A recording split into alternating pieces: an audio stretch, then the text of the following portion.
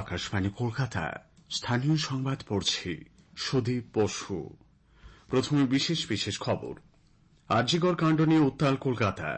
Football সমর্থকদের জমায়েতে পুলিশি অভিযানকে কেন্দ্র করে গতকাল উত্তপ্ত হয়ে ওঠে সল্টলেক স্টেডিয়াম চত্বর। রাজ্যের নানা প্রান্তে প্রতিবাদ বিক্ষোভের আয়োজন।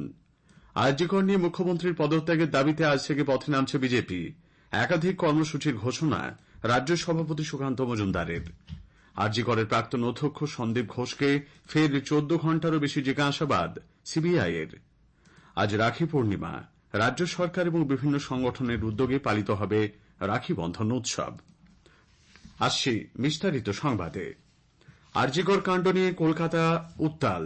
ডুরান্ড কাপের ডার্বি ম্যাচ বাতিলের প্রতিবাদে এবং চিকিৎসকের ধর্ষণ ও খুনের বিচার চেয়ে ইস্টবেঙ্গল ও মোহনবাগান সমর্থকদের জমায়েতের বিরুদ্ধে পুলিশ অভিযানকে কেন্দ্র করে সল্টলেক স্টেডিয়াম চত্বর গতকাল রণক্ষেত্র হয়ে ওঠে।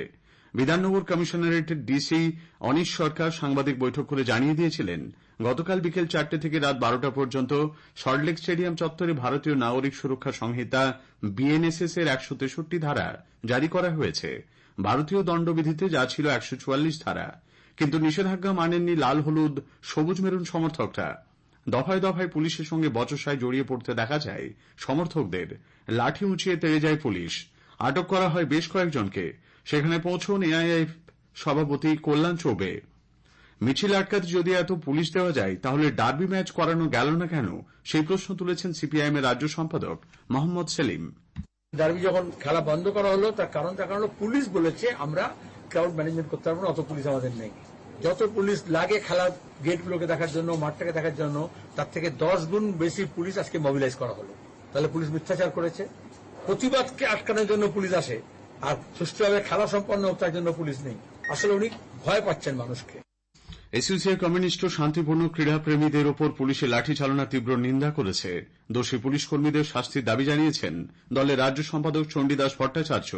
বিজেপি রাজ্য সভাপতি সুকান্ত মজুমদারও সল্টলেক স্টেডিয়ামের সামনে ক্রীড়াপ্রেমীদের ওপর পুলিশের দমনপীড়নের কড়া সমালোচনা করেছেন। ডার্বি ম্যাচ উপলক্ষে ইস্টবেঙ্গল মোহনবাগানের সমর্থকদের খেলা দেখতে যাওয়ার কথা ছিল। রাজ্য সরকার সেই খেলাকে বাতিল করার কথা বলে এবং ডুরান্ড কর্তৃপক্ষ সেই খেলা বাতিল করতে বাধ্য হয়।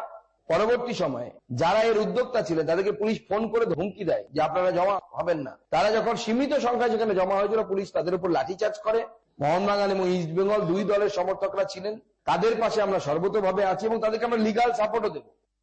মোহনবাগান ইস্টবেঙ্গল সমর্থকদের উপর পুলিশি নির্যাতনের অভিযোগ তুলে গতরাতে বেহালার বিভিন্ন অংশে প্রতিবাদ সমাবেশের আয়োজন করা হয়। বিক্ষোভ দেখানো হয় আরজিকরের প্রাক্তন অধ্যক্ষ সন্দীপ ঘোষের বাড়ির সামনেও। এদিকে কলকাতা সহ রাজ্যের বিভিন্ন জায়গায় আরজিকর কাণ্ডের প্রতিবাদে গতকাল পথে নেমেছেন অসংখ্য মানুষ। জুনিয়র ডাক্তাররা বৃষ্টি মাথায় নিয়ে কলেজ স্কোয়ার থেকে শ্যামবাজার পর্যন্ত মিছিল করেন। ডেমোক্রেটিক রিসার্চ স্কলার্স অর্গানাইজেশনও এতে পা মেলায়। টালিগঞ্জ স্টুডিও পাড়ার অভিনেতা অভিনেত্রী ও কলাকুশলীরাও ন্যায়ের দাবিতে মিছিল করেছেন। আরজিকর হাসপাতালের সামনে জমায়েত নিষিদ্ধ করে পুলিশি নির্দেশের কড়া সমালোচনা করেছেন প্রবীণ কংগ্রেস নেতা অধীর রঞ্জন চৌধুরী। শান্তিপূর্ণ আন্দোলন করার অধিকার সকলের আছে। শ্যামবাজারে একটা মোড় না, যেখানে খুশি সেখানে আন্দোলন হবে। আপনি এভাবে আন্দোলন ঠেকাতে পারবেন না। এই আন্দোলন মানুষের মনের মধ্যে প্রতিধ্বনিত হচ্ছে। শ্যামবাজার আরজিকরের রাস্তায় নয়, হয়তো সেখান থেকে ভিড় হটিয়ে দিয়ে আবার তথ্য প্রমাণ লোপাটের চেষ্টা হবে। ঘর তো ভাঙা হয়নি, তাই পুরো তথ্য লোপাট হয়তো হয়নি। আন্দোলনকারীদের সরিয়ে দেওয়া মানে তাদের নজর থেকে শ্যামবাজার আরজিকরকে সরিয়ে দেওয়া। উত্তর 24 পরগনার হাবড়া স্টেশন এলাকায় গতরাতে প্রায় কয়েকশো মহিলা জমায়েত করেন। আরজিকর কাণ্ডে দোষীদের গ্রেপ্তারের পাশাপাশি আসল সত্য উদ্ঘাটনের দাবি জানান তারা। হাবড়া দেশবন্ধু পার্ক থেকে শুরু হয় একটি মিছিল। শতাধিক মানুষ এতে পা মেলান। বনগাঁর ত্রিকোণ পার্কে মশাল হাতে মিছিলে যোগ দেন নারী পুরুষ নির্বিশেষে সকলেই। নদিয়ার কল্যাণী সগুনা অঞ্চলে ছাত্রছাত্রীরা পদযাত্রার আয়োজন করেন। শান্তিপুর ডাকঘর থেকে সরভুজ বাজার পর্যন্ত প্রতিবাদ মিছিল করা হয়। হুগলির উত্তরপাড়া রাষ্ট্রীয় বিদ্যালয়ের 1995 সালের উচ্চ মাধ্যমিক ব্যাচের প্রাক্তন ছাত্ররা পদযাত্রার আয়োজন করেন। বহু প্রাক্তন পড়ুয়া এতে সামিল হন। শিলিগুড়িতে পথে নামেন ইস্টবেঙ্গল মোহনবাগান সমর্থকরা। শহরের বাঘাযতীন পার্ক থেকে প্রতিবাদ মিছিল বের করা হয়। পাশাপাশি আরও একটি মিছিল হিলকার্ট রোড পরিক্রমা করে বাঘাযতীন পার্কে এসে শেষ হয়। জলপাইগুড়ি শহরের সাংস্কৃতিক কর্মী ও সাধারণ মানুষ গতকাল আরজিকর কাণ্ডে বিচারের দাবিতে পথে নামেন। আর্ট গ্যালারির সামনে পুলিশ ব্যারিকেড করে মিছিল আটকে দেয়। রাস্তায় বসে পড়ে বিক্ষোভ দেখান প্রতিবাদীরা। মুখ্যমন্ত্রীর পদত্যাগেরও দাবি তোলা হয়। শহরের মহিলারা শঙ্খধ্বনি ও উলুধ্বনির মাধ্যমে প্রতিবাদ জানিয়েছেন। আরজিকর কাণ্ডে পথে নেমেছে শাসক দল তৃণমূল কংগ্রেসও। আরজিকর হাসপাতালে জুনিয়র ডাক্তারকে ধর্ষণ ও খুনের প্রতিবাদে রাজ্যের পুর ও নগরোন্নয়ন মন্ত্রী তথা কলকাতার মেয়র ফিরহাদ হাকিম গতকাল খিদিরপুর মোড়ে এক ধর্ণা মঞ্চে দলীয় কর্মী সমর্থকদের নিয়ে বিক্ষোভ কর্মসূচি পালন করেন। এদিকে মমতা ব্যানার্জির দিকে আঙুল তোলা হলে তা ভেঙে দেওয়া হবে বলে হুঁশিয়ারি দিয়েছেন উত্তরবঙ্গ উন্নয়ন মন্ত্রী উদয়ন গুহ।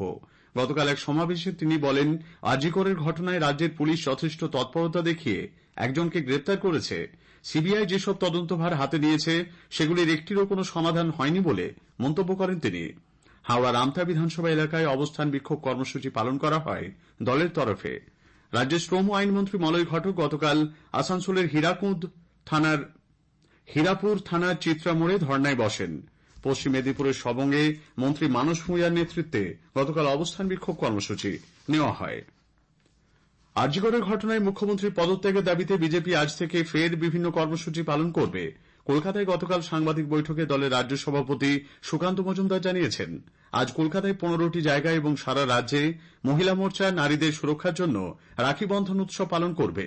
তিনি বলেন, নির্যাতিতার ন্যায়ের দাবিতে এবং মুখ্যমন্ত্রীর পদত্যাগের দাবিতে বিজেপি 16 তারিখ থেকে ধর্ণা কর্মসূচি নিয়েছিল। তবে রাজ্যে গণতন্ত্র হত্যাকারী সরকার ও প্রশাসন তাদের সেই কর্মসূচি পালন করতে দেয়নি। প্রায় 200 জন কর্মী সমর্থককে জোর করে গ্রেপ্তার হয়েছে। তবে মুখ্যমন্ত্রী পদত্যাগ এবং মহিলাদের নির্যাতনের ঘটনা দায়ভার গ্রহণ না করা পর্যন্ত বিজেপি ধর্ণা চালিয়ে যাবে। রাজ্য সভাপতি জানান, শুধুমাত্র আরজিকর নয়, সারা রাজ্যেই মহিলাদের উপর নির্যাতন চলেছে। তা সত্ত্বেও মুখ্যমন্ত্রী এর কোনো দায়ভার গ্রহণ করছেন না। এদিকে মুখ্যমন্ত্রী পদত্যাগের দাবিতে ধর্ণার অনুমোদনের জন্য আজ তারা আদালতের দ্বারস্থ হচ্ছেন।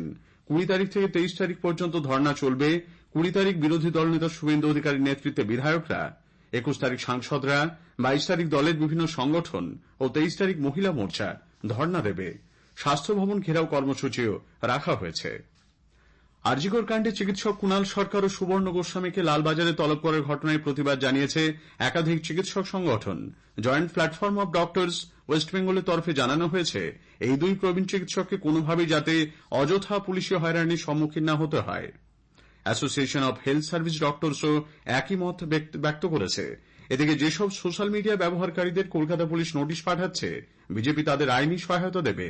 বিরোধী দলনেতা শুভেন্দু অধিকারী এক্স হ্যান্ডেলে একটি ইমেল আইডিও পোস্ট করেছেন। আরজিকর কাণ্ডে তদন্তে টানা 3 দিন প্রাক্তন অধ্যক্ষ সন্দীপ ঘোষকে জিজ্ঞাসাবাদ করেছে সিবিআই। গতকাল 14 ঘণ্টার বেশি এবং শনিবার 13 ঘণ্টা তাকে জেরা করা হয়। গতকাল বেলা 11টার আগেই সল্টলেকের সিজিও কমপ্লেক্সে হাজির হন সন্দীপ। এদিকে সঞ্জয় রায়কে সিজিও কমপ্লেক্সে গতকাল বেশ কয়েক ঘণ্টা জেরা করেন সিবিআই আধিকারিকরা। বিশেষজ্ঞ মনোবিদরা সেখানে উপস্থিত ছিলেন। রাজ্যপাল সিভি আনন্দ বোস রাজ্যের মেডিকেল কলেজগুলিতে মহিলা ডাক্তার ও স্বাস্থ্যকর্মীদের সুরক্ষা নিশ্চিত করার নির্দেশ দিয়েছেন। রাজভবনের মিডিয়া সেল থেকে জারি করা এক বার্তায় হাসপাতাল ও স্বাস্থ্যকেন্দ্রগুলিতে যথেষ্ট সুরক্ষা নিশ্চিত করার কথাও বলা হয়েছে। সুপ্রিম কোর্ট আরজিকর হাসপাতালে চিকিৎসক পড়ুয়া ধর্ষণ ও খুনের ঘটনাকে স্বতঃপ্রণোদিতভাবে গ্রহণ করেছে। প্রধান বিচারপতি ডিওয়াই চন্দ্রচূড়, বিচারপতি জেবি পারদিওয়ালা এবং বিচারপতি মনোজ মিশ্রের বেঞ্চে আগামীকাল মামলাটির শুনানি। স্থানীয় সংবাদ শুনছেন আকাশবাণী কলকাতা কেন্দ্র থেকে। বাংলাদেশের সাম্প্রতিক অশান্ত পরিস্থিতির প্রতিকূল প্রভাব রাজ্যে গরিব দুস্থ পরিযায়ী শ্রমিকদের উপর পড়ছে বলে উদ্বেগ প্রকাশ করে প্রদেশ কংগ্রেস সভাপতি প্রাক্তন সাংসদ অধীর রঞ্জন চৌধুরী কেন্দ্রীয় স্বরাষ্ট্রমন্ত্রীকে চিঠি দিয়েছেন। পার্শ্ববর্তী ওড়িশাতে রাজ্যের পরিযায়ী শ্রমিকরা নির্যাতনের শিকার হচ্ছেন বলে ওই চিঠিতে অধীরবাবু উল্লেখ করেছেন। দেশের আইআইটিগুলির মধ্যে সবচেয়ে প্রাচীন খড়গপুর আইআইটি গতকাল ছিল ৭৪তম প্রতিষ্ঠা দিবস। এ উপলক্ষে আয়োজিত এক অনুষ্ঠানে নীতি আয়োগের প্রাক্তন CEO Amitabh Kant, ISRO chairman S Somnath, Padma Vibhushan প্রাপ্ত বিশিষ্ট শিল্পী ও সাংসদ সোনাল মান Singh, DRDO chairman Samir V Kamat উপস্থিত ছিলেন। ভারতের মহাকাশ গবেষণা ও তার সাফল্যকে বিশ্ববাসীর কাছে তুলে ধরতে 23 আগস্ট দিনটিকে জাতীয় মহাকাশ দিবস হিসেবে ঘোষণা করা হয়েছে। 2023-এর 23 আগস্ট ভারত পৃথিবীর 4র্থ দেশ হিসেবে চন্দ্রাভিযানে সফল হয়। কলকাতার বিড়লা তারামণ্ডলের প্রাক্তন অধিকর্তা ডক্টর দেবীপ্রসাদ দুয়ারি বললেন, বিদেশি শক্তিরা বুঝতে পারছে যে অত্যন্ত কম খরচে ইসরো যে সাফল্য পেয়েছে তাদের পক্ষে সেই সাফল্য পাওয়া এই মুহূর্তে প্রায় অসম্ভব। সেদিক থেকে রাজনৈতিক বা আন্তর্জাতিক যে সমস্ত ব্যাপারে ভারত কিন্তু এখন তার একটা প্রধান ভূমিকা পাচ্ছে। কিন্তু মনে রাখতে হবে, ভারত ভূমিকা পাচ্ছে আমাদের দেশের শিল্প, প্রযুক্তি, এই বাণিজ্য সমস্ত দিক থেকে উন্নত হওয়ার। আজ রাখি পূর্ণিমা। ভাই বোনের অটুট বন্ধন উদযাপনের দিন হল রাখি পূর্ণিমা। এ উপলক্ষে রাজ্য সরকার এবং বিভিন্ন সংগঠনের উদ্যোগে সারা রাজ্য জুড়ে রাখি বন্ধন উৎসবের আয়োজন করা হয়েছে।